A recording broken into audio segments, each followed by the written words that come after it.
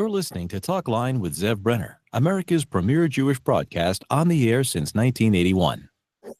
And now, here's your host. And we're back.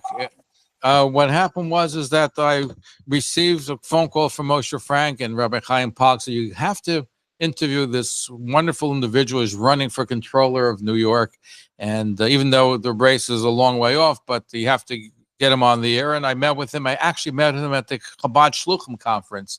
And Ismael is Malave Jr. is a dedicated public servant, 27 years of experience in government, including 16 years working under 5 New York City controllers in senior advisory and operational capacities. So I want to welcome you to the program and thank you for joining us. Thank you for having me. I really am honored to be here and excited to be sharing my story and my support for the Jewish community and discuss my vision for the office. No, so it's great that you're here, and I know that you love going to Jewish events. I saw you at the one event, and you were going to a different one. And Rabbi Chaim Palak is your rabbinic advisor, right? Yes, and I send him a big hug. In fact, I've for several years, having been involved in government and in politics for 27 years, I am one of the few politicians when they, the nomenclature in politics, people say, "Oh, let me talk to my rabbi," or "You should get a blessing from my rabbi." I actually have a real rabbi involved in my campaign, and I'm really honored to have him as an advisor. We meet often. Every Monday, we have a conference call where I go see him in person, and I'm just happy to be part of his family. Over the years growing up in New York City government and in politics, I've worked with so many elected officials: McCall, Hevesy, Tom DiNapoli, Bill Thompson, John Liu, Tish James. So over the years, the Jewish community is a community I've been deeply tied to, and I have an affinity and a love for the Jewish community because my children are blessed to be have Jewish brothers and sisters by virtue of growing up together, going to school together. So I have like young men and women that I see as nieces and as nephews in the Jewish community. Now, your middle name, I think, is what? Ish, which stands for man in Hebrew. I'm blessed with that. And I would tell people, call me Ismael. My name is Ismael. And they say, is what? So I nicknamed myself early on as a kid in the community. They called me Ish. And one of my colleagues, Judah Engelmeyer, when we used to work together in the McCall administration, he actually told me, that means the man, right? And so I love it that I feel I'm blessed with that nickname. Now, when is the controller's race? It's a ways off. When is it? It's actually in 7 months, in June 24 of 2025. So it's fast approaching. I am in the midst of trying to raise money, and some of the stuff that I hope when I get elected, I stand by is a couple of things. I'm going to stand with the yeshivas. I think that it's important that the separation of church and state, and as well as the educational system that the yeshivas stand for is vital to your community. And I stand 100%. I think that the government should not, impede or tell people how what they should and shouldn't, study when it comes to religious instruction. And that's something I stand for. And so I think that that's one of the relevant things. And also with as if every family, hate and, anti-Semitism. I mean, as somebody who grew up in New York, we've all experienced kind of like a bad brush off or situation with someone that is expresses hate.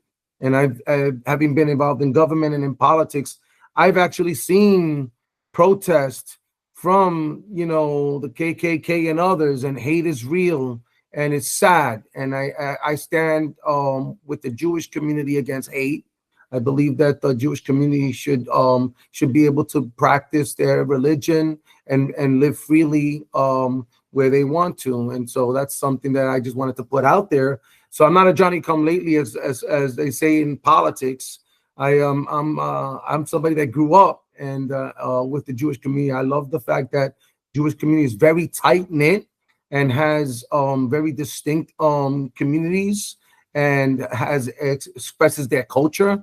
And people in New York, if you're a real New Yorker, you just appreciate the fabric that the Jewish community has provided to many communities across the years, and the role that the Jewish community plays in the real estate world, in the business world. In fact, one of my first real jobs, besides working for my mom at home, right? I was raised by a single mom, so whatever mom said to do, I had to do. Was working at a store called Worth Hyman's, and it was on 81st Street in kind of like in Manhattan, in that not too far from Broadway. Worth Hyman's. It's like the Jewish Woolworth, department store. It was a big department store. I don't know if you ever been there, but that was one of my first jobs. I was a stock boy. Wow. So you're working with the Jewish community, going to a lot of different events. Here's the toughest question of the interview so far. Okay. Now, as a candidate, you get to go to different ethnic groups and you have to sample different foods. When you go to Jewish events, what's your favorite Jewish food? Oh, wow, that's an easy one. The matzo balls, of course. In fact, I had a matzo ball with I was endorsed by From News, and Jack Bard told me, you gotta go into that particular store at this particular time when it's nice and fresh, and go have yourself a soup with and make sure they drop a matzo ball in it. And on that day, I was actually I went to a Jewish wedding. Ushi Teitelbaum, God bless him. He was getting married, and that day I went out with Jack Bard to that store. And that's when he really took a liking to my story and shared it with his colleagues in the news. So how's it going? Because you have to raise lots of money to run. Yes, it's been a struggle. I'm not gonna lie, but nothing's ever come easy.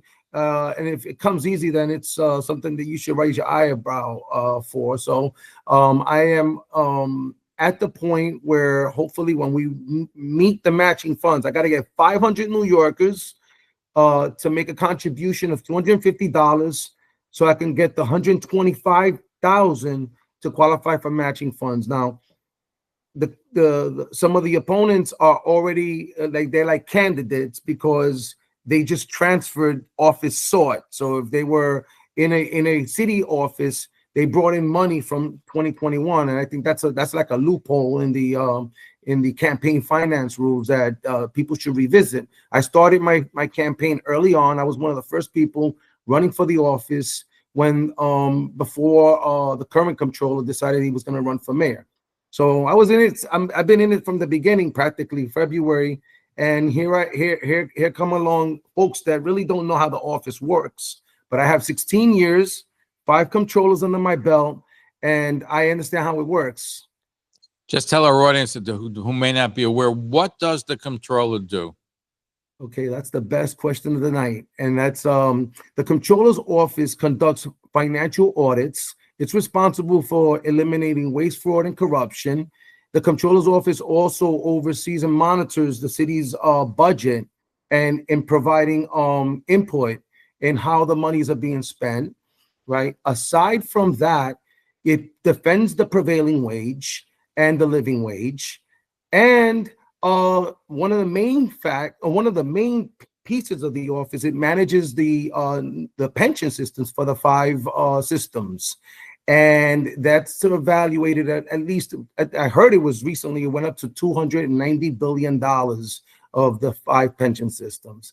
That is a major piece. It's like the 3rd largest pension system in the country, and there's a lot. It settles cases, the lawsuits, it pays out the settlements anyway, and it has a wonderful staff of professionals, at least 1,100 professionals, and there's so many things that the controllers don't. Does it really need 1,100 people? Because I know they're talking about in the federal government cutting out waste and inefficiency.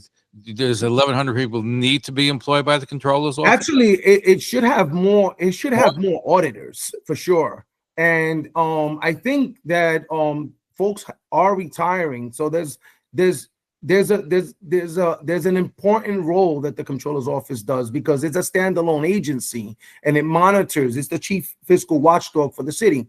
So that's an area where I would not reduce any staff at all, because of the important role in overseeing where the money is being spent and making sure that it identifies waste or fraud, and to eliminate, any kind of corruption. In fact, that's an area where I think I want to kind of ramp up, which is the audit bureau and the audit unit. And one of my hallmarks will be, when I get elected, is institute a citywide financial literacy program for all New Yorkers to benefit on how to learn how to manage your own money, how to budget money, how to deal with credit, and enable young folks to help them get ready for college and preparing for the future in life. Not only young folks as well, I mean, across the gamut, when it comes to managing money. A lot of folks, they don't know what to do with their own money often. Well, it sounds like it's a challenging job. And now, how does it work as far as, now you have a crowded field of Democrats, I believe, that are running for the position. I don't know, is anybody announced on the Republican side? No. I have a lot of friends on the Republican side that want to support me, by the way, just so you know, and on the conservative side as well. And mainly because I am I'm prepared academically as well. I have an MBA from CUNY's Harvard, the Zicklin School of Business, and I have an economics degree from Lehman College. So I'm the only CUNY twofer running for the spot. And I have a love for the office, having been there for 16 years. So that's a key piece that day one, I understand how it works. I'm going to land. The rubber meets the road. It's already there. I already know how it works. It's not like one of these where I'm trying to, navigate my way through it. I know how it works. Terrific. So I want to thank you for joining us, just the beginning. And again, you have some good friends in the Jewish community. As I said, Moshe Frank, you got to put him on the air. And then I spoke to Rabbi Chaim Paul, you got to put him on the air. But he's your rabbinic advisor. So, and Ushi Talbum, of course, is a good friend of the program. So, Yishmael Ish Malave, thank you for joining us. Ish. Another dish that I love, by the way, is lox. Lox with Lox and cream cheese, bagels. Of course. In fact, Judah Engelmeyer put me up on that when he used to own the Bialy's Bagels. And on the Lower Side, right? Correct. Yeah. Yes. But thank you for having me. I really am feeling honored about this interview, and I appreciate it. I hope to come back soon. Look forward to it. Thank you for joining. And I want to wish the entire Jewish community a beautiful holiday season. Thank you. Thank you for joining. Good luck, and we'll have you back again very soon. Thank you. Okay, when we come back, we'll speak to Rabbi Adam Mintz of the Rabbinical Council of America, an Orthodox rabbi, but